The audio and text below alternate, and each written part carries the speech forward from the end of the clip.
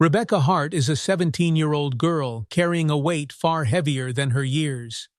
After losing her mother in a tragic accident, Rebecca watches as her father, Jack, a once revered jazz musician, abandons his saxophone and slowly succumbs to the grief and illness that now dominate their lives. Struggling to make ends meet, Rebecca takes it upon herself to bake cookies to pay for Jack's treatments, juggling school, market stalls, and mounting medical bills. But hope flickers in the most unexpected places. A stranger's act of kindness at the market, a retired music teacher who reignites Rebecca's passion for the violin, and a talent show that forces father and daughter to step back into the world of music. All of these lead Rebecca and Jack toward a rediscovery of joy and purpose. As their music touches the hearts of a growing community, Rebecca begins to believe they might find a way forward. But just as she begins to dream of a brighter future, Jack's illness takes a turn for the worse, leaving her to face the reality of losing him. With her father's legacy resting in her hands, Rebecca must find the courage to carry their shared love for music into a new chapter. One filled with uncertainty, but also with possibility. The early morning sun peeked through the faded curtains of a small apartment on the outskirts of Maplewood. Rebecca Hart stirred awake to the sound of faint coughing from her father's room. The sound, though familiar, never failed to pull at her heart. She sighed, rubbed the sleep from her eyes, and pulled herself out of bed, her feet hitting the cold wooden floor. At 17, Rebecca had grown used to carrying the weight of responsibilities far beyond her years. Her father, Jack Hart, had once been a vibrant man, his laughter filling the same apartment that now seemed so quiet. A talented jazz musician, Jack had performed on stages across the region, his saxophone telling stories that words could not. But life had taken an unexpected turn after Rebecca's mother, Ellen, passed away in a car accident 3 years ago. Grief had silenced Jack's music, and a recent diagnosis of cancer had drained what little energy he had left. Rebecca padded into the tiny kitchen, which doubled as a storage space for her baking supplies. The Harts had always lived modestly, but now even the simplest pleasures felt like luxuries. Rebecca had started baking cookies to bring in extra income when Jack's health began to decline. Every morning, she would load a tray of cookies into her worn backpack and head to the local farmer's market, hoping to sell enough to keep their bills paid. As she worked the dough, Rebecca glanced at the framed photograph of her parents on the counter. In the picture, her mother was laughing, her eyes bright with joy as Jack played his saxophone beside her. Rebecca missed that laughter, the warmth it brought into their lives. When the cookies were ready, Rebecca packed them carefully and prepared to leave. Jack shuffled into the kitchen, leaning on the doorway for support. "Good morning, Dad," Rebecca said, masking her worry with a smile. "Morning, kiddo," Jack replied, his voice hoarse. "Off to the market again?" Rebecca nodded. "Someone has to keep the lights on," she joked, though they both knew it was no laughing matter. Jack's eyes softened. "You're doing too much, Rebecca. I should be the one—" "No, Dad," she interrupted gently. "You've done enough. Let me take care of this." Jack didn't argue, but the guilt was evident in his expression. Rebecca kissed his cheek before heading out, steeling herself for another long day. The farmer's market was already bustling by the time Rebecca arrived. She set up her small table near the edge of the square, arranging her cookies with care. She'd found that presentation mattered. People were more likely to buy if her treats looked as appealing as they tasted. The scent of fresh cookies wafted through the air, drawing curious passers-by. A young couple stopped to buy a dozen, and Rebecca's spirits lifted slightly. As the morning went on, sales were steady but slow. Rebecca's mind drifted to the stack of bills waiting at home. The electricity bill was overdue, and Jack's medication costs were mounting. She was so lost in thought that she almost didn't notice the older man who approached her table. "Excuse me, young lady," the man said, his voice warm and kind. Rebecca looked up, startled. The man was tall and neatly dressed, with a slight stoop in his posture. His eyes, however, were sharp and observant. "These look wonderful," he said, gesturing to the cookies. "Did you make them yourself?" "Yes, sir," Rebecca replied. "Would you like to try one?"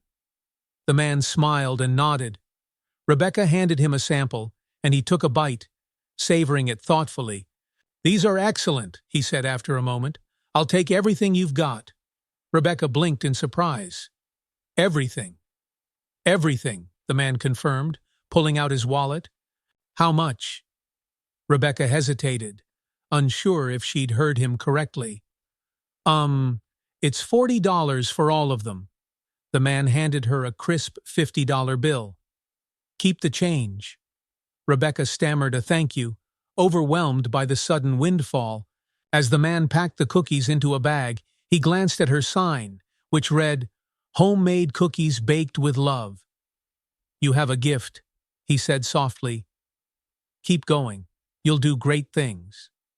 Before Rebecca could respond, he walked away, disappearing into the crowd. She stood there for a moment, the money clutched in her hand, wondering who he was and why he'd been so generous. When Rebecca returned home that afternoon, Jack was sitting in his usual spot by the window, his saxophone resting on his lap. He wasn't playing, just holding it, as if the instrument were a relic from another life. "You're back early," Jack said, his tone curious. Rebecca set the $50 bill on the table. "I sold out," she said simply. Jack raised an eyebrow. "Sold out? That's incredible, Becky." "Some man bought everything," she explained. "He said I'd do great things." Jack's expression grew thoughtful. "Maybe he saw something in you that you don't see in yourself." Rebecca shrugged, though her heart swelled with a flicker of pride. "I don't know about that. I just bake cookies." Jack smiled faintly, but his gaze drifted back to the saxophone. Rebecca watched him for a moment, her chest tightening. She wished he would play again, even if only for himself. "Dad," she said tentatively, "do you ever think about performing again?" Jack shook his head. "Those days are behind me, Rebecca. My music died with your mother." Rebecca's throat tightened, but she didn't press him. She understood his pain, even if she didn't agree with his decision. That night, as Rebecca lay in bed, she thought about the man from the market. His words had been so simple, yet they lingered in her mind. "Keep going. You'll do great things." Rebecca didn't know what the future held, but for the first time in a long while, she felt a spark of hope. Maybe, just maybe, there was a way forward, a melody waiting to be discovered. The following morning, Rebecca woke to the familiar sound of her father's cough echoing through the small apartment. She sat up, letting out a slow breath as the weight of the day settled on her shoulders. The $50 from the market sat neatly on her desk, and while it was more than she usually made, Rebecca knew it was just a drop in the ocean of what they needed. In the kitchen, Rebecca found Jack sitting at the table, his coffee untouched and his saxophone nowhere in sight. His gaze was distant, fixed on the window, as if searching for something beyond the city skyline. "Good morning, Dad," she greeted, trying to sound cheerful. Jack turned toward her with a weak smile. "Morning, Becky. How was your sleep?" "Not bad," she lied, knowing the dark circles under her eyes betrayed her restless night. Jack studied her for a moment before looking away. "I've been thinking, maybe it's time we had a serious talk about some things."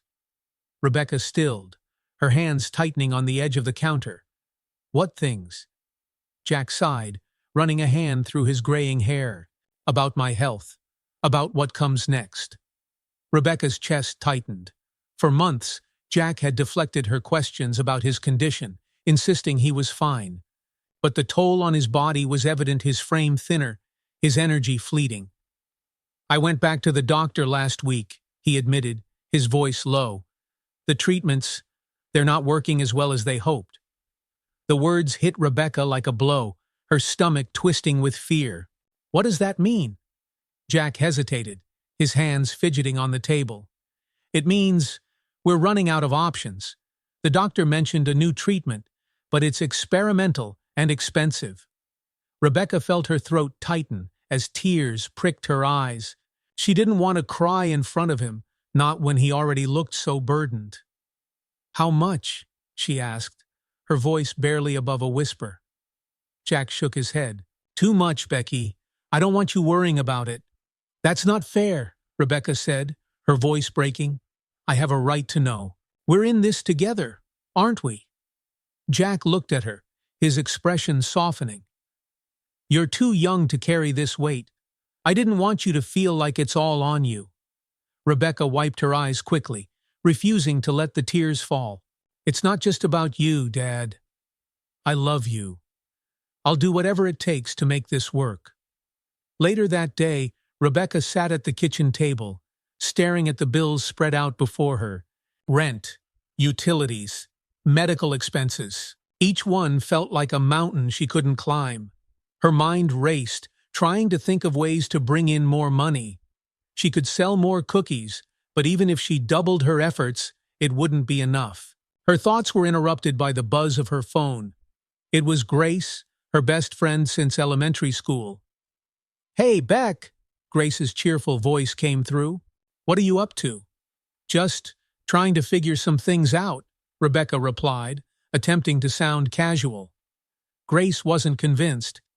"That doesn't sound good. What's wrong?" Rebecca hesitated before opening up. She told Grace about the bills, the doctor's prognosis, and the new treatment Jack couldn't afford. "Beck, that's awful," Grace said, her voice heavy with concern. "But you don't have to do this alone. Let me help." Rebecca shook her head, even though Grace couldn't see her. "I can't ask you to do that." "You're not asking, I'm offering," Grace insisted. "Look, I've been working on this project at school about community support. What if we did something to raise money? A bake sale, maybe? You're already great at baking." Rebecca blinked, the idea catching her off guard. "A bake sale?" "Yeah, we could do it at school, get everyone involved. You're not the only one who loves your cookies, Beck." For the first time that day, Rebecca felt a glimmer of hope. "You really think it could work?" "Of course," Grace said firmly. "And we'll make it big. Just leave the planning to me." The next morning, Rebecca found herself standing in the bustling hallway of Maplewood High, feeling a mix of nervousness and gratitude. Grace had worked quickly, enlisting the help of several classmates to organize the bake sale. Posters announcing the event were already plastered on the walls, and students buzzed with curiosity about Rebecca's story. As the day went on, Rebecca overheard snippets of conversations. "Did you hear about her dad? He's sick, and they need money for treatment. I love her cookies. I'm definitely buying some." At first, the attention made Rebecca uncomfortable. She wasn't used to being the focus of so much sympathy, but as the bake sale approached, she realized just how much kindness surrounded her. The bake sale was held in the school gymnasium, transformed into a cheerful space filled with tables of baked goods. Rebecca's cookies were the centerpiece, displayed on a table adorned with hand-painted signs that read, "Help save a life, every cookie counts." Students and teachers filed in, each purchase accompanied by warm words of encouragement. Grace manned the cash box with a determined smile, while Rebecca restocked trays as quickly as they emptied. By the end of the day, the bake sale had raised over $500 more than Rebecca had dared to hope for. As she counted the money, tears filled her eyes. "Grace, I don't know how to thank you," she said, her voice trembling. "You don't have to," Grace replied, pulling her into a hug. "That's what friends are for." That evening, Rebecca returned home with the money in her bag and a sense of cautious optimism. She placed the cash on the table in front of Jack, who stared at it in disbelief. "Rebecca, what is this?" he asked, his voice filled with both surprise and emotion. "It's for your treatment," she said simply. "Grace and I organized a bake sale at school. Everyone chipped in." Jack's eyes filled with tears, and for a moment he couldn't speak. Finally, he reached across the table and took Rebecca's hand. "Becky," he said, his voice thick with emotion, "I don't deserve this. Yes, you do, she replied firmly. You're my dad. We'll get through this together. As they sat together, Rebecca felt a renewed sense of purpose. The kindness of others had shown her that she wasn't alone, and that hope, no matter how fragile, was always worth holding on to. The weekend came with a chill in the air, signaling the end of autumn and the approach of winter. Rebecca stood by her father's bed, adjusting the blanket over his frail frame. Jack had been resting more these days, the fatigue from his treatments weighing heavily on him. "Do you need anything before I go to the market?" she asked softly. Jack opened his eyes, a faint smile crossing his lips. "Just be careful out there, Becky. And don't forget to take a moment for yourself." Rebecca nodded, though she wasn't sure what a moment for herself even looked like anymore. She kissed him on the forehead and grabbed her violin case from the corner of the room. It was her mother's violin, its polished wood worn smooth by years of use. Rebecca often brought it with her to the park after selling cookies, finding solace in the music her mother had taught her to play. The market was bustling as usual, with vendors shouting out their specials and children weaving through the crowd.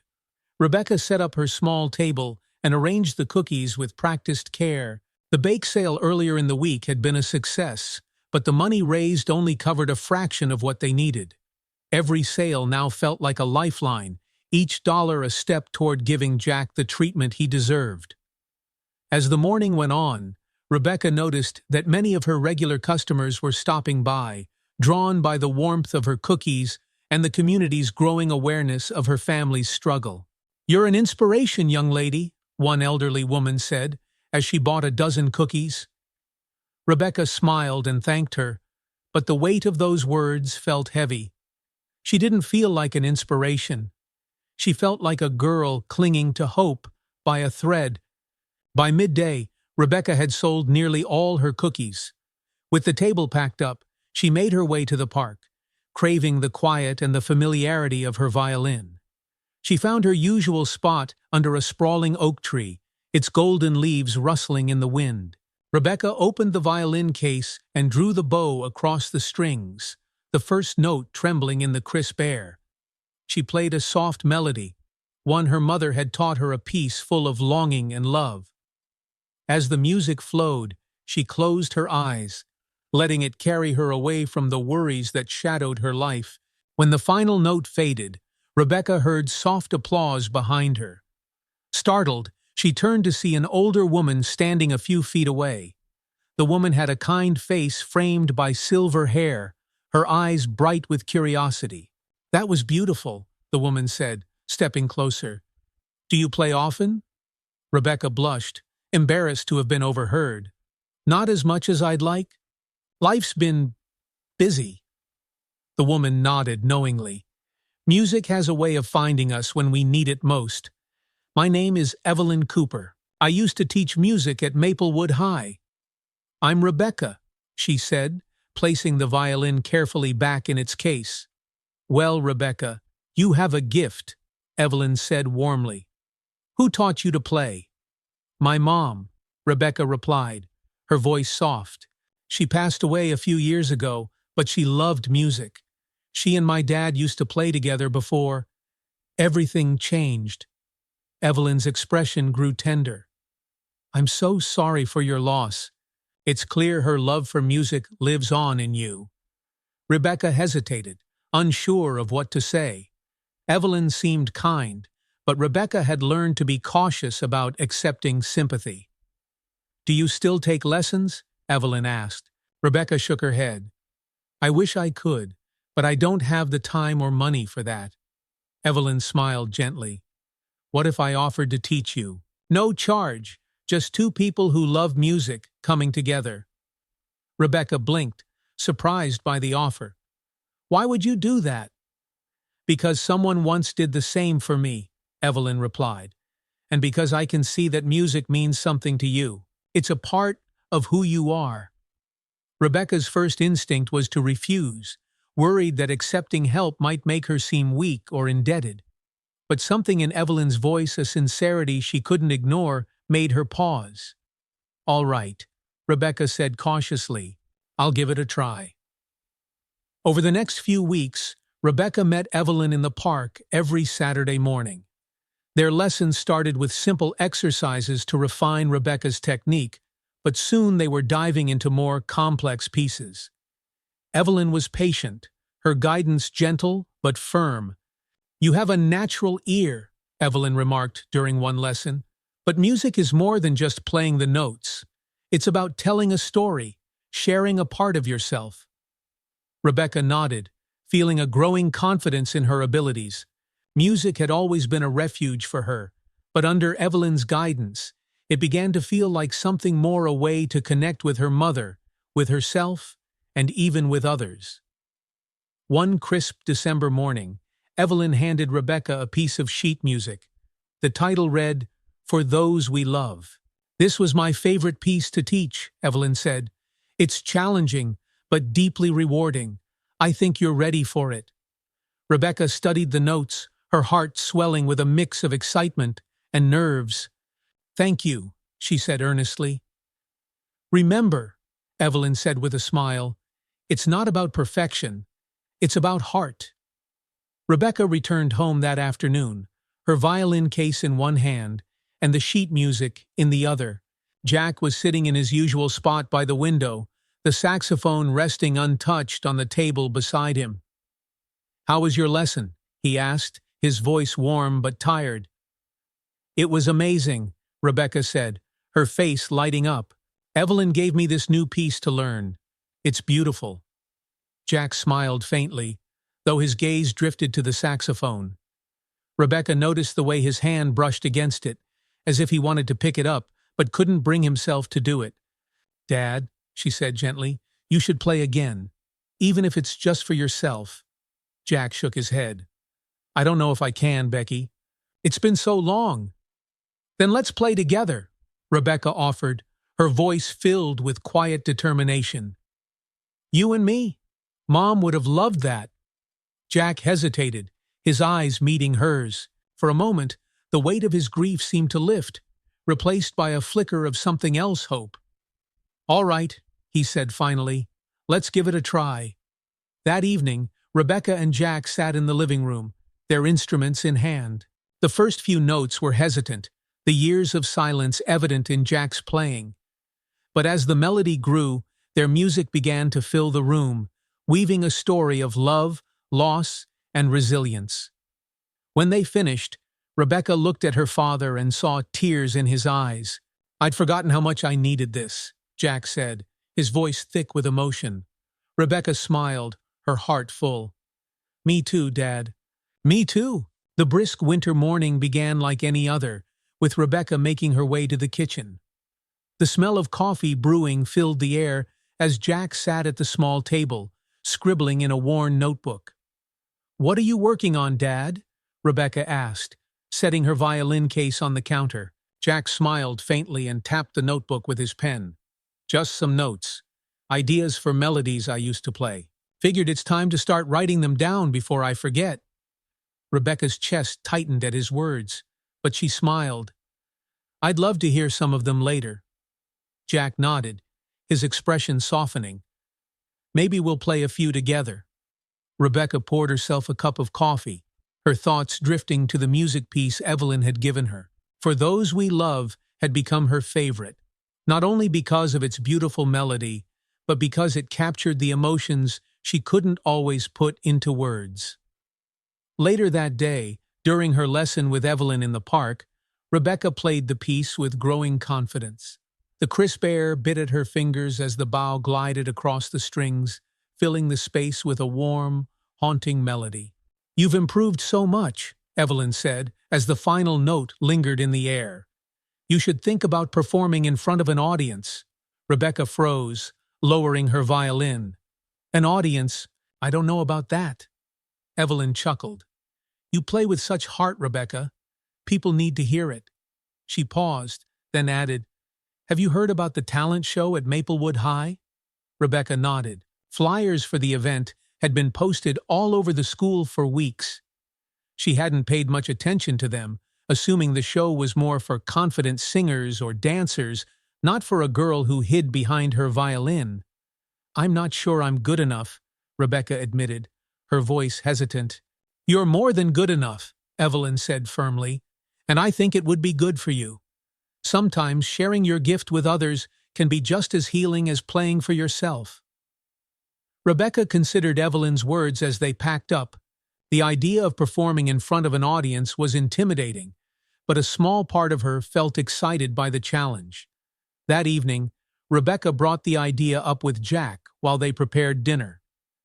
"Evelyn thinks I should enter the school talent show," she said, her voice casual but tinged with uncertainty. Jack paused, a knife hovering over a loaf of bread. "The talent show? That's a big deal, Becky." Rebecca shrugged. "I don't know. It might be a way to push myself. The winner gets a cash prize, too." Jack set the knife down and turned to her. "You should do it," he said, his voice steady. "You think so?" Jack nodded. "Absolutely. And if you want, we can make it a duet." Rebecca blinked, surprised by his offer. "A duet? You've been wanting me to play again, right?" Jack said with a smile. "I think this is the perfect reason to dust off the saxophone." Rebecca felt a surge of warmth and excitement. "Really? You'd do that?" "For you." "Of course," Jack said. Over the next few weeks, Rebecca and Jack practiced every evening in their living room. Rebecca played her violin with growing confidence, while Jack slowly regained his skill on the saxophone. The first few sessions were rough. Jack's fingers fumbled over the keys and his breathing was weak, but as time went on, his strength improved, and the music began to flow more naturally. Evelyn visited one evening to listen to their progress. She sat in the worn armchair, a soft smile on her face, as the duet filled the room. When they finished, she clapped enthusiastically. "That was beautiful," Evelyn said. "You two make a wonderful team." Jack chuckled, wiping his brow. "I'm still rusty, but it's coming back." Rebecca beamed with pride. Seeing her father play again was more than she had hoped for. The music wasn't just about the talent show anymore. It had become a way for them to reconnect and heal. The day of the talent show arrived faster than Rebecca expected. The high school auditorium buzzed with energy as students and families filed in, filling the seats. Rebecca stood backstage with Jack, her violin in hand. "You ready for this?" Jack asked, his voice calm but encouraging. Rebecca took a deep breath. "As ready as I'll ever be." Their names were called, and they stepped onto the brightly lit stage. Rebecca squinted against the glare of the lights, her heart pounding as she faced the audience. She glanced at Jack, who gave her a reassuring nod. "Just like we practiced," he whispered. Rebecca raised her violin, and Jack lifted his saxophone. The first notes were soft, almost hesitant, but as the melody grew, so did their confidence. The music flowed between them like a conversation, the violin's sweet tones blending seamlessly with the rich, soulful sound of the saxophone. The audience sat in rapt silence, their expressions reflecting the emotion of the performance. As the final note faded, there was a moment of stillness before the room erupted in applause. Rebecca and Jack exchanged a look of relief and pride as they bowed together. It didn't matter if they won, their music had touched something in the audience, and that was enough. After the show, Rebecca and Jack sat in the audience, waiting for the winners to be announced. The applause for other performers was polite, but didn't match the intensity of their own. "The first place prize goes to," the announcer said, pausing for effect, "Julian Clark and his masterful piano performance." Rebecca's heart sank as the crowd cheered for the winner. She clapped politely, hiding her disappointment. Jack placed a hand on her shoulder. "You did something amazing tonight, Becky," he said softly. "And no trophy can take that away." Rebecca nodded, though the sting of losing lingered. As the crowd began to disperse, an older man approached them. He wore a suit and had a kind smile. "Excuse me," the man said. "My name is Mr. Miller. I'm organizing a charity concert next month, and I'd love for you two to perform. Your music was the highlight of the night." Rebecca's eyes widened. "Really?" "Absolutely," Mr. Miller said. "The concert will benefit families facing medical challenges. I think your story and talent would inspire so many people." Jack hesitated, glancing at Rebecca. "What do you think, Becky?" Rebecca felt a rush of excitement. They hadn't won the contest, but this opportunity felt even more meaningful. "I think we should do it," she said with a smile. Mr. Miller handed them his card. "Wonderful. I'll be in touch with the details." As they left the auditorium that night, Rebecca felt a sense of hope she hadn't felt in a long time. The talent show hadn't turned out the way she'd expected, but it had opened a door to something even greater. And for the first time, she began to believe that their music could make a difference, not just for them, but for others too. The week following the talent show was a whirlwind of preparation and anticipation. Rebecca and Jack's commitment to the charity concert gave them a renewed sense of purpose. Every evening, after Rebecca returned from school and Jack managed to rest from his treatment sessions, the two would practice their duet in the small living room. "Remember, Rebecca," Jack said during one rehearsal, "it's not about hitting every note perfectly. It's about feeling the music and letting it tell the story." Rebecca nodded, her bow gliding smoothly across the violin's strings. The haunting melody of "For Those We Love" had taken on a deeper meaning since their performance at the talent show. It was no longer just a piece of music. It was a tribute to their journey, to her late mother, and to everyone who had supported them through their struggles. A week before the charity concert, Mr. Miller called to confirm their performance slot and mentioned something that took Rebecca by surprise. "Your story has been spreading through the community," he said warmly. "People have been reaching out, asking how they can help." Rebecca was stunned. "Really? I didn't think anyone would care that much." "Oh, they care," Mr. Miller assured her. "Sometimes sharing your struggles inspires others to show kindness in unexpected ways." His words stayed with Rebecca as she and Jack continued their preparations. She began to notice small acts of generosity from people around her. At school, Grace handed her an envelope filled with contributions from classmates. "Everyone pitched in," Grace explained with a grin. "We wanted to help with your dad's treatments. It's not much, but we hope it makes a difference." Rebecca blinked back tears, overwhelmed by the gesture. "Thank you. I don't know how to repay you." "You already have," Grace said. "Your courage inspires us. Besides, what are friends for?" The morning of the concert arrived, bringing with it a mix of excitement and nerves.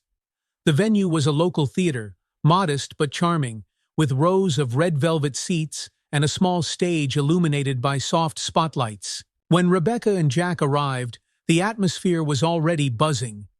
Musicians tuned their instruments backstage, and volunteers moved quickly to finalize the setup.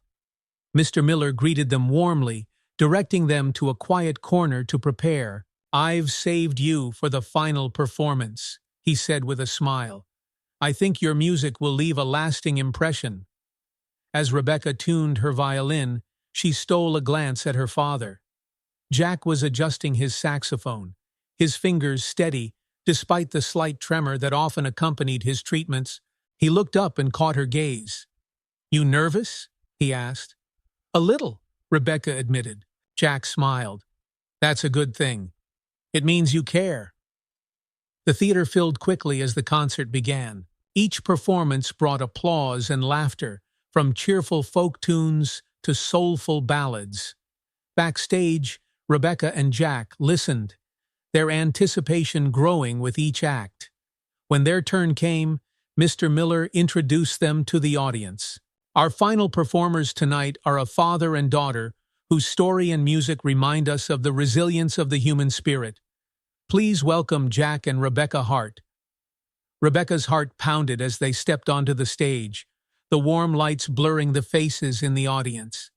She took her place beside Jack, who gave her a reassuring nod. "Just like we practiced," he whispered. Rebecca raised her violin, and Jack brought the saxophone to his lips. The first notes were soft and tentative, a gentle introduction that slowly built into a rich, emotional melody. The music flowed between them, weaving a story of love, loss, and hope. As Rebecca played, memories flooded her mind. Her mother teaching her to play the violin, Jack's music filling their home before grief silenced it, and the journey that had brought them to this moment. Tears blurred her vision, but she let the emotion guide her bow. Jack's saxophone echoed her sentiments, its deep, soulful tones adding layers of complexity to the piece. Together, they created a harmony that felt like a conversation between the past and the present, between pain and healing. When the final note faded, the theater was silent for a heartbeat before the audience erupted into applause. Some rose to their feet, clapping with an enthusiasm that sent waves of gratitude through Rebecca and Jack. After the concert, a line of people formed to speak with them. Strangers approached with kind words, offering their thanks for the moving performance. "You reminded me of my late husband," an elderly woman said, her voice trembling. "He was a musician too. Thank you for bringing back those memories." A young man approached next, his face filled with awe. "I've been struggling with anxiety for years, but your music, it made me feel at peace for the first time in a long time." Rebecca was overwhelmed by the impact their music had made. It was more than she had ever imagined. Mr. Miller found them as the crowd began to disperse. "I have some incredible news," he said, holding an envelope. "Tonight's concert raised over $3,000. A portion of that will go to your family to help with Jack's treatments." Rebecca's eyes widened, and Jack's hand tightened on her shoulder. "Mr. Miller, we can't thank you enough," Jack said, his voice filled with emotion. "No need to thank me," Mr. Miller replied. "Your music did the work. It touched people in ways words never could." That night, as they returned home, Rebecca felt a warmth in her chest that she hadn't felt in years. The money from the concert was a blessing, but the kindness and encouragement from others had been just as powerful. Sitting on the couch with Jack, Rebecca reflected on the journey that had brought them here. "Do you think Mom would be proud of us?" she asked quietly. Jack smiled, his eyes misty. "She'd be more than proud. She'd be playing right alongside us." Rebecca leaned against her father, the sound of their music still echoing in her mind.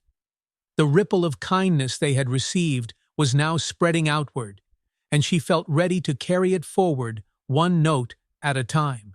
The days following the charity concert were marked by a quiet sense of accomplishment in the Hart household. Jack's treatments had begun again, made possible by the funds raised, and Rebecca continued her baking and music lessons with a renewed sense of purpose. Still, the challenges of their day-to-day life loomed, as bills continued to pile up and Jack's energy waned during recovery. One crisp morning, Rebecca stood in the kitchen preparing cookie dough, while Jack rested on the couch, his saxophone balanced carefully on his lap. It was one of the rare moments when he found enough strength to hold it, though he no longer played as often as he wanted. "I think I'll bake an extra batch today," Rebecca said aloud, more to herself than to her father. "The market's been busy lately. Maybe I'll sell enough to cover the electric bill." Jack looked up, his face pale but warm with affection. "You're always thinking ahead, Becky. I wish I could do more to help." "You're helping by getting better," she replied firmly. "That's all I need from you." Jack's eyes softened, but Rebecca noticed the shadow of guilt that lingered there. She wished there was a way to ease his burden, but for now, all she could do was keep moving forward. Later that morning, Rebecca headed to the farmer's market. The air was crisp, and the familiar hum of vendors and customers filled the square. She set up her small table and arranged the cookies carefully, hoping to draw in as many customers as possible.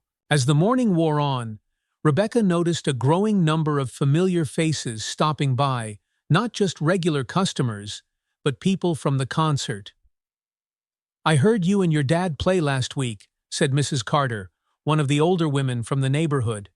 "It was beautiful." I'll take 2 dozen cookies. Rebecca's cheeks flushed with gratitude. Thank you so much. By midday, Rebecca's table was nearly empty. She was packing up when Grace appeared, a broad smile on her face and a folder tucked under her arm. Hey, Beck, got a minute? Grace asked. Always, Rebecca replied. Though she was curious about the folder, Grace pulled out a flyer and handed it to her. At the top, in bold letters, it read, Community Fundraiser Bake Sale and Concert to Support Jack Hart's Treatment. Rebecca blinked in surprise. What is this? It's something I've been working on, Grace said, her tone brimming with excitement. After the concert, so many people told me how much your story inspired them.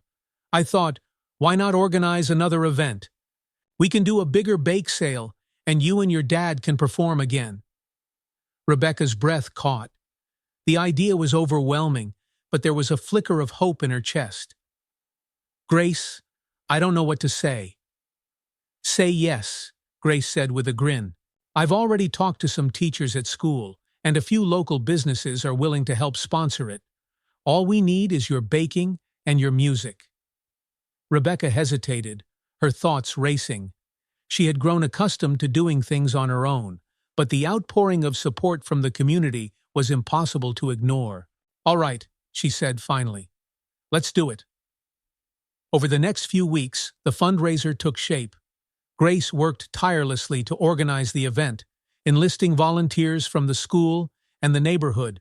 Local businesses donated supplies for the bake sale, and the town square was transformed into a festive space with banners, lights, and a small stage for performances. Rebecca threw herself into baking, filling every spare moment with mixing, rolling, and decorating. The apartment smelled like sugar and cinnamon, a comforting aroma that seemed to lift Jack's spirits. You're really pulling out all the stops, Jack said one evening, watching as Rebecca carefully packaged trays of cookies. This isn't just for us, Rebecca replied.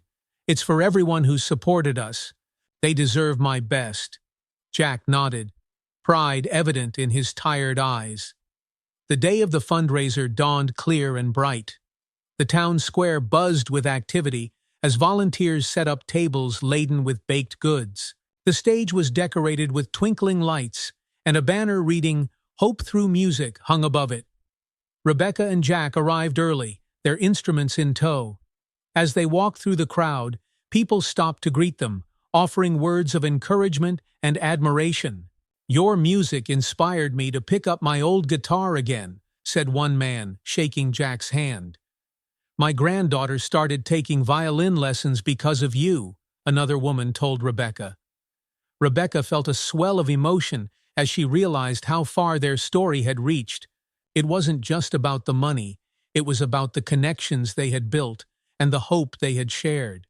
The bake sale was a resounding success, with cookies, cakes, and pastries selling out within hours. Rebecca couldn't keep up with the demand, and Grace joked that they'd need a bigger oven for the next event. As evening fell, the stage lights flickered on, and the crowd gathered for the concert. Local musicians performed first, their music filling the square with warmth and energy. Rebecca watched from the sidelines, her nerves building as her turn approached. When Mr. Miller introduced them, Rebecca and Jack stepped onto the stage to enthusiastic applause. Jack adjusted his saxophone, and Rebecca raised her violin, the familiar weight of the instrument grounding her. Their first notes drifted into the night air, soft and melancholic. The melody of For Those We Love wove through the crowd, drawing silence and tears. Rebecca poured her heart into each note, the music carrying her gratitude and love for the community that had rallied around them. When the final note faded, the applause was deafening. Rebecca and Jack bowed, their smiles bright under the stage lights. As the crowd began to disperse, Mr. Miller approached them with an envelope. Tonight was incredible, he said, his voice filled with admiration. We raised over $5,000. This will make a real difference. Rebecca's eyes widened, and Jack's hand trembled as he accepted the envelope. We can't thank you enough, Jack said. "It's not just me," Mr. Miller replied. "This was the work of an entire community." That night, as Rebecca and Jack walked home under the stars, they reflected on the kindness they had experienced. "I used to think we were on our own," Rebecca admitted, "but now I see how many people care." Jack nodded, his voice steady. "It's not just about what we've received, Becky. It's about what we've given too. Our music, your baking, it's brought people together." Rebecca smiled, her heart full. She knew their journey was far from over, but for the first time, she felt ready to face whatever came next. In the days following the fundraiser, the Hart household was filled with an unfamiliar but welcome feeling of possibility. The money raised during the event had not only provided a financial cushion for Jack's treatment, but also reminded Rebecca of the power their story and music had to inspire others. The morning sun streamed through the windows as Rebecca sat at the kitchen table, sorting through the thank you notes and letters that had been delivered to them after the fundraiser. Some were simple expressions of admiration, while others shared deeply personal stories of how their music had touched lives. Jack shuffled in from his room, a steaming cup of coffee in hand. "Still going through those?" he asked with a chuckle. Rebecca looked up, a soft smile on her face. "Some of these are amazing, Dad. Listen to this one." She held up a letter and began to read aloud. "Dear Rebecca and Jack, I've been struggling with anxiety for years, but your performance at the fundraiser gave me a sense of peace I hadn't felt in a long time. Thank you for sharing your music and your story. It reminded me that there's still hope, even in the hardest moments." Jack sat down heavily, his gaze thoughtful. "That's something, isn't it? Knowing what we played actually helped someone." Rebecca nodded. "It's more than I ever imagined, and it's not just this one. There are so many like it." Jack leaned back in his chair, his fingers drumming lightly against the table. "You know, Becky, maybe this is something we could do more of. Not just for ourselves, but for others. Hospitals, nursing homes, places where people might need a little music to lift their spirits." Rebecca's eyes lit up at the idea. "You think we could?" Jack smiled. "Why not? We've already seen what music can do. Let's keep it going." Their first opportunity came sooner than expected. Mr. Miller had passed their story along to the director of the Maplewood General Hospital, who reached out with an invitation to perform in the oncology ward. The idea made Rebecca both excited and nervous. "What if we don't make the same impact as we did at the fundraiser?" she asked Jack one evening as they prepared for the visit. "Music doesn't need to be big or grand to mean something," Jack replied. "Even if it brings comfort to just one person, it's worth it." Rebecca nodded, his words sinking in. She reminded herself that this wasn't about perfection, it was about connection. The day of the hospital visit dawned cold and bright. Rebecca and Jack arrived with their instruments in tow, greeted warmly by the hospital staff. The oncology ward was quiet, the air filled with the faint hum of medical equipment. Patients of all ages rested in their rooms, some with family members by their sides. A nurse named Teresa led them to a small lounge area where a few patients and visitors had gathered. "Thank you so much for coming," Teresa said, her voice kind. "Music can be incredibly healing. I think this will mean a lot to everyone here." Rebecca and Jack set up in a corner of the room. Jack adjusted his saxophone while Rebecca tuned her violin, the familiar routine calming her nerves. Their first piece was soft and melodic, a gentle tune that filled the room with warmth. As they played, Rebecca noticed the way the patients responded. A young boy sitting in a wheelchair swayed slightly to the rhythm, while an older woman closed her eyes, a peaceful expression settling on her face. When they finished, the small audience applauded softly, their smiles genuine. "That was lovely," one woman said, her voice raspy but heartfelt. "It felt like a hug for the soul." Jack chuckled, his eyes twinkling. "That's exactly what we were going for." Encouraged by the response, They continued with a mix of light-hearted tunes and heartfelt melodies. Rebecca found herself losing track of time, fully immersed in the music and the joy it brought to those around her. After their performance, they spent time speaking with some of the patients. A young woman named Maria, who was undergoing chemotherapy, approached Rebecca with tears in her eyes. "Your music reminded me of home," Maria said softly. "I haven't been back in years, but for a moment, I could see the mountains and hear the birds. Thank you for that." Rebecca was deeply moved. "I'm so glad it brought you comfort. Music has always been a way for me to feel connected to the people and places I love." Maria nodded. "Keep doing what you're doing. It matters more than you know." Over the next few weeks, Rebecca and Jack began visiting the hospital regularly. Each session brought new faces and new stories, deepening their sense of purpose. They started to notice small but significant changes in the patients they played for, smiles from those who rarely spoke, moments of calm in otherwise tense environments. One afternoon, as they finished a session, a nurse approached them with a request. "There's a patient upstairs, Mr. Barnes," the nurse explained. "He's been very withdrawn since he was admitted. He used to play the piano, and I think your music might reach him." Rebecca and Jack agreed to visit him. Mr. Barnes was an elderly man, with kind eyes but a tired demeanor. He sat by the window of his room, gazing out at the gray sky. "We heard you used to play piano," Jack said gently. Mr. Barnes looked at them, a flicker of curiosity in his eyes. "A long time ago," he said gruffly. "Would you like us to play something for you?" Rebecca asked. He hesitated before nodding. "Why not?"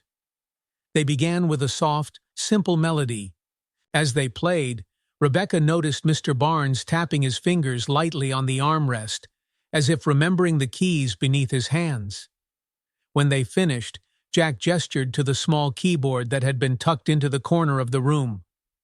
"Do you still play?" Mr. Barnes smiled faintly. "Not in years." "Well," Jack said, "maybe it's time to change that." That night, as Rebecca and Jack walked home, the memory of Mr. Barnes stayed with them. "Do you think he'll play again?" Rebecca asked. Jack shrugged. "Maybe. Sometimes all it takes is a little nudge." Rebecca thought about how much their own lives had changed since they started playing together again. The music wasn't just healing others, it was healing them too. As the weeks turned into months, their visits expanded beyond the hospital. They began performing at nursing homes, community centers, and schools.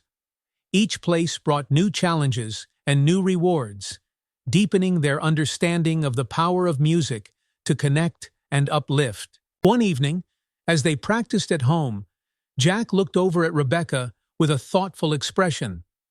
"Do you ever think about how far we've come?" he asked. Rebecca smiled, her heart full. "Every day, Dad, and I think Mom would be proud." Jack nodded, his voice steady. "She would be, and so am I." Winter deepened in Maplewood, and the crisp air carried a sharpness that Rebecca felt in her bones as she walked home from school one Friday afternoon. The week had been filled with hospital visits, rehearsals, and moments of laughter with her father, but an undercurrent of unease lingered. Jack had grown quieter lately, his energy flagging more than usual. When Rebecca opened the door to their apartment, she found him sitting by the window, his saxophone resting untouched beside him. The sun cast a soft glow across his face, highlighting the lines that had deepened over the years. "Hey, Dad," Rebecca greeted, setting her violin case by the door. "How was your day?" Jack smiled faintly. "Quiet. Spent some time thinking about the next song we should play together." Rebecca crossed the room and sat beside him. "What did you decide?" Jack's smile faded slightly. "Something light, something easy for the both of us." His tone was casual, but Rebecca's heart sank. She recognized the subtle hints of exhaustion in his voice, the weariness he tried to hide. That evening, as Rebecca prepared dinner, Jack coughed softly from the living room. The sound, though not unusual, struck her differently this time. It was weaker, more drawn out. She paused, the knife still in her hand, and glanced toward the doorway. "You okay, Dad?" she called. "Just fine," he replied, though his voice lacked its usual warmth. Rebecca bit her lip, her chest tightening with worry. She had seen him rally before, pushing through pain and fatigue to practice, to play, to be there for her. But now, she wondered how much longer he could keep going. Over the next few days, Jack's condition worsened. The visits to the hospital became more frequent, and his doctors expressed concern that his body was no longer responding to treatment. Rebecca listened numbly as they explained the options, their voices clinical yet kind. "I'm sorry, Rebecca," Dr. Caldwell said during one visit. "Your father's done everything he can, but his body is tired. It may be time to focus on comfort rather than aggressive treatment." Rebecca nodded, the words landing heavily. Afterward, she sat by Jack's bedside, watching as he slept. His breathing was shallow but steady, and his hand lay limp on the blanket. She wanted to cry, to scream at the unfairness of it all, but instead she reached for her violin. Slowly, she began to play "For Those We Love," the familiar melody filling the room. Jack stirred, his eyes fluttering open. A faint smile touched his lips as he recognized the tune. "You always play that so beautifully," he murmured. Rebecca swallowed the lump in her throat. "I learned from the best." In the weeks that followed, Rebecca found herself balancing the weight of her own emotions with the need to care for Jack. The community that had rallied around them after the fundraiser continued to offer support. Neighbors brought meals, and Grace frequently stopped by to help with errands. One afternoon, Evelyn visited with a basket of baked goods and a soft smile. She sat with Rebecca in the kitchen while Jack rested in the next room. "You're doing so much, Rebecca," Evelyn said gently, "but don't forget to let others help you too." Rebecca nodded, though she found it difficult to accept kindness when she felt so helpless.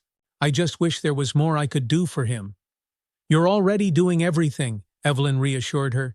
"Being here, playing music with him, that's what matters most." One evening, as snow began to fall outside their window, Jack called Rebecca into his room. She found him propped up in bed, his face pale but peaceful. "Becky," he said softly, "I need to talk to you." Rebecca sat beside him, her heart pounding. "I know you've been holding on to hope," he began, his voice steady despite its weakness. "And I've held on to it too for you, for us. But I think it's time for me to let go." Tears welled in Rebecca's eyes. "Dad, don't say that. We still have time." Jack reached for her hand, his grip surprisingly firm. "Time isn't measured by how long we have, but by what we do with it. And I've had more love and joy in these last few months than I ever thought possible." Rebecca couldn't hold back the tears. "I don't want to lose you." "You'll never lose me," Jack said, his eyes shining with emotion. "Every note you play, every cookie you bake, every act of kindness you share, I'll be there. That's the beauty of love, Becky. It doesn't end." They sat together in silence, the snow outside creating a soft, peaceful backdrop. Rebecca held his hand, her heart heavy but full of gratitude for the time they'd shared. Jack passed away the following morning, his hand still in Rebecca's. The apartment felt unbearably quiet in the days that followed, the absence of his presence leaving a void Rebecca couldn't ignore. Grace and Evelyn were among the first to visit, offering their support as Rebecca navigated the arrangements for Jack's memorial. "It's okay to lean on us," Grace said, pulling Rebecca into a hug. Rebecca nodded, though her heart ached with a loneliness she couldn't put into words. The day of the memorial was gray and cold, but the church was filled with warmth as friends, neighbors, and community members gathered to honor Jack's life. Rebecca stood at the front, her violin in hand, and took a deep breath. "This song is for my dad," she said, her voice trembling. He taught me that music is more than just sound. It's love, it's connection, it's hopes. As she played for those we love, the melody carried her emotions, grief, gratitude, and the quiet strength Jack had instilled in her. Evelyn accompanied her on piano, the harmony weaving through the room like a thread, connecting every heart present. When the final note faded, there was a long silence before the crowd erupted into applause. Rebecca looked up, tears streaming down her face, and saw the same emotions reflected in the faces around her. That night, as Rebecca sat alone in the living room, she picked up Jack's saxophone. She ran her fingers over the worn keys, remembering the countless melodies it had produced. "I'll keep playing, Dad," she whispered, "for you, for everything you taught me." And as she raised her violin to play, she felt a sense of peace. Jack was gone, but his love and music would live on through her, through the community, and through every note she played. The days following Jack's memorial were a blur for Rebecca. The apartment felt too quiet, every corner a reminder of her father's absence. His saxophone remained on its stand in the living room, a silent witness to the countless nights they had played together. Rebecca spent much of her time organizing the letters and cards she had received from neighbors, friends, and even strangers who had heard her story. The outpouring of kindness was overwhelming, yet it felt like a distant hum against the loud grief she carried in her chest. On one particularly cold morning, Evelyn arrived at the apartment unannounced, carrying 2 cups of steaming coffee and a thick envelope. "Rebecca," Evelyn began, setting the cups on the kitchen table, "I know you've been taking it one day at a time, but I wanted to talk to you about your music." Rebecca blinked, surprised. "My music?" Evelyn nodded. "You and Jack built something beautiful with your performances. You connected with people in a way that few can, and I think it's time for you to take the next step." Rebecca hesitated, unsure of what Evelyn meant. Evelyn slid the envelope across the table. "This is an application to the Maplewood Conservatory of Music," Evelyn explained. "They're offering scholarships for students who show exceptional promise. I know it's a big step, but I believe in you, and I know Jack would too." Rebecca stared at the envelope, her chest tightening. The conservatory was a prestigious institution, known for producing some of the finest musicians in the region. She had always dreamed of studying music, but had never dared to believe it could be possible. "I don't know if I'm ready for something like this," Rebecca admitted. "What if I'm not good enough?" Evelyn reached across the table, taking Rebecca's hand. "You are good enough. More than that, you have something that can't be taught, heart. And that's what sets you apart." Rebecca bit her lip, her thoughts swirling. Part of her was scared to leave the comfort of her familiar routines, but another part of her, a quieter but insistent voice, urged her to take the leap. "All right," she said finally. "I'll give it a shot." The following weeks were a whirlwind of preparation. Rebecca poured herself into her music, practicing for hours each day. Evelyn helped her select the perfect pieces for her audition, including "For Those We Love." "Play it like you did at the memorial," Evelyn encouraged. "Let it come from the heart." Rebecca nodded, channeling her emotions into every note. She thought of Jack often as she practiced, imagining his smile and the way he had always encouraged her to keep going. The day of the audition arrived, and Rebecca stood outside the conservatory, clutching her violin case tightly. The building loomed before her, its grand facade both intimidating and inspiring. "Here we go," she whispered to herself, taking a deep breath and stepping inside. The audition room was large and brightly lit, with a panel of 3 judges seated at a long table. Rebecca's hands trembled slightly as she introduced herself and prepared to play. When she began, the first notes were shaky, but as the melody unfolded, she found her rhythm. She closed her eyes, letting the music transport her. Each note was a tribute to her mother, to Jack, and to the journey that had brought her here. When she finished, the room was silent for a moment before the judges nodded approvingly. "Thank you, Rebecca," one of them said. That was deeply moving. Rebecca left the room feeling a mix of relief and uncertainty. She had given it her all, but now the decision was out of her hands. A week later, an envelope arrived in the mail. Rebecca stared at it for a long moment before opening it. Her hands shook as she unfolded the letter.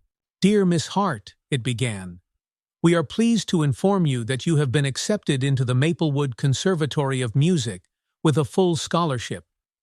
Tears filled Rebecca's eyes as she read the words. She felt a wave of emotion, joy, relief, and a deep gratitude for the people who had believed in her. The months that followed were a time of growth and discovery. Rebecca immersed herself in her studies at the conservatory, learning from talented instructors and connecting with fellow musicians who shared her passion. Though she initially felt out of place among the polished students, she soon found her footing. Her experiences with Jack and the community had given her a depth and authenticity that resonated with her peers and professors alike. Rebecca also began to explore new ways to use her music to make a difference. She volunteered at local schools, teaching children how to play instruments and sharing her story to inspire them. She organized small concerts at nursing homes and hospitals, continuing the work she and Jack had started. One afternoon, while sorting through some of Jack's belongings, Rebecca found his notebook filled with melodies and song ideas. She spent hours poring over the pages, feeling as though she were reconnecting with him. Inspired, she began working on a new piece, a tribute to Jack and everything he had taught her. It was a blend of violin and saxophone, weaving together the elements of their shared journey. By the end of her first year at the conservatory, Rebecca had gained a reputation not just as a talented musician, but as someone who played with profound heart and purpose. When she performed her new piece at the year-end recital, it brought the audience to tears. After the performance, Evelyn approached her, beaming with pride. "You've found your voice, Rebecca," Evelyn said, "and it's a beautiful one." Rebecca smiled, her heart full. She still missed Jack every day, but she felt his presence in every note she played. His love and music had become a part of her, guiding her as she forged a path forward. And as she looked out at the audience, she saw not just the faces of her peers and professors, but the faces of everyone who had supported her along the way. In that moment, Rebecca knew she was exactly where she was meant to be. The auditorium buzzed with anticipation as Rebecca Hart stood backstage, adjusting her violin in her hands. It was a moment she had dreamed of and worked toward for months, a benefit concert organized to honor her father's memory and raise funds for cancer research. The proceeds would also support music programs for patients undergoing treatment, a cause that was now deeply personal to her. The crowd was larger than she had expected, with familiar faces from Maplewood Grace, Evelyn, her former teachers, and the neighbors who had once rallied to help her father. Rebecca took a deep breath and peeked through the curtain, her heart swelling with both nerves and gratitude. The program was ambitious, featuring performances by conservatory students and seasoned musicians. Rebecca's piece was the final act of the night, a duet she had composed using Jack's old notebook. She would play her violin live, accompanied by a recording of Jack's saxophone. "Are you ready, Rebecca?" Evelyn asked gently, appearing at her side. Rebecca turned to her mentor, the woman who had been her anchor through so much. "I think so. It's bittersweet." Evelyn smiled knowingly. "That's what makes it powerful. Just let the music speak." As Rebecca stepped onto the stage, the applause rose to greet her, filling the grand hall with warmth. She took her place under the spotlight, her violin poised and her heart racing. The house lights dimmed, and the room fell silent. "This performance is dedicated to my father, Jack Hart," Rebecca began, her voice steady despite the lump in her throat. "He taught me that music is more than sound. It's love, connection, and hope. Tonight, I want to share a piece we created together, a conversation between two instruments and two hearts. With that, she raised her bow and began to play. The first notes of the violin were soft, almost hesitant, like a question reaching out into the darkness. Moments later, the recording of Jack's saxophone joined in, its rich tones answering with warmth and familiarity. The audience sat enraptured as the two instruments wove a melody that was both haunting and uplifting, a reflection of the heart's journey through grief, resilience, and renewal. Rebecca closed her eyes as she played, her emotions spilling into each note. She remembered the nights she and Jack had practiced together, the way he had smiled when the music flowed effortlessly, and the quiet strength he had given her even in his weakest moments. The piece built to a crescendo, the violin and saxophone blending in perfect harmony. The music seemed to transcend the stage, filling the room with a sense of shared humanity. As the final notes faded, Rebecca felt tears streaming down her face, but they were tears of gratitude rather than sadness. The audience erupted into applause, many rising to their feet. Rebecca stood still for a moment, overwhelmed by the response, before bowing deeply. She looked up, imagining Jack in the front row, his smile as bright as ever. Backstage after the performance, Rebecca was greeted by a flood of congratulations.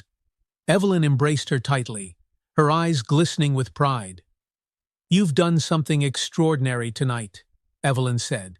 "It felt like he was with me," Rebecca admitted, her voice trembling. "He always will be," Evelyn replied. The concert raised more money than anyone had expected, enough to fund both the cancer research initiative and the music therapy program Rebecca had envisioned. Over the next few months, she worked tirelessly to bring her vision to life, collaborating with hospitals and local musicians to create spaces where patients could experience the healing power of music. One of the first programs was launched at Maplewood General Hospital, where Rebecca and her fellow conservatory students performed regularly. Each session brought new stories of hope and connection. During one performance, a young boy undergoing chemotherapy approached Rebecca with wide eyes. "I want to play the violin like you," he said shyly. Rebecca knelt to his level, her heart swelling. "You can, and I'd love to teach you." As the program grew, so did Rebecca's sense of purpose. She began traveling to other communities, sharing her story, and encouraging others to use their talents to make a difference. The lessons her father had taught her about resilience, kindness, and the enduring power of music became the foundation of her work. One evening, after a long day of performances, Rebecca returned to the apartment she now called home. The familiar scent of varnished wood greeted her as she set down her violin.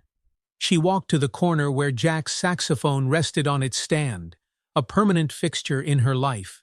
"Dad," she whispered, her voice soft, "we did it. Your music is still changing lives." She sat by the window, her violin in hand, and began to play "For Those We Love." The melody drifted out into the night, a tribute to the man who had given her the gift of music and the strength to carry it forward. The years passed, and Rebecca's work continued to grow, touching lives far beyond Maplewood. She became a mentor to young musicians, a voice for the power of art in healing, and a reminder that even in the face of loss, hope could endure. At each performance, she carried a piece of Jack with her, his melodies woven into her own. And though the stage lights dimmed and the applause faded, the music always lingered, a testament to love, connection, and the unbreakable bonds that shaped her journey. Rebecca Hart had found her melody, and it was one that would echo for years to come. The years passed, and Rebecca's work continued to grow, touching lives far beyond Maplewood. She became a mentor to young musicians, a voice for the power of art in healing, and a reminder that even in the face of loss, hope could endure. At each performance, she carried a piece of Jack with her, his melodies woven into her own. And though the stage lights dimmed and the applause faded, the music always lingered, a testament to love, connection, and the unbreakable bonds that shaped her journey. Rebecca Hart had found her melody, and it was one that would echo for years to come. As Rebecca walked off stage after a heartfelt performance at a new hospital program, she paused to address the audience one final time. Her voice was steady, filled with gratitude. "Thank you for listening to our story," she said. "My father believed in the power of music to heal and connect, and tonight, that belief lives on through all of us. I hope you carry this melody forward, in your own way, to bring hope to someone else." Thank you for joining Rebecca and Jack on their emotional journey of love, resilience, and hope. If their story inspired you, please take a moment to subscribe to our channel for more uplifting stories that celebrate the strength of the human spirit. Hit the like button, share this video with someone who needs a little inspiration, and don't forget to turn on notifications so you never miss another story like this. Together, we can spread hope, one story at a time. Until next time, may you always find your own melody of hope.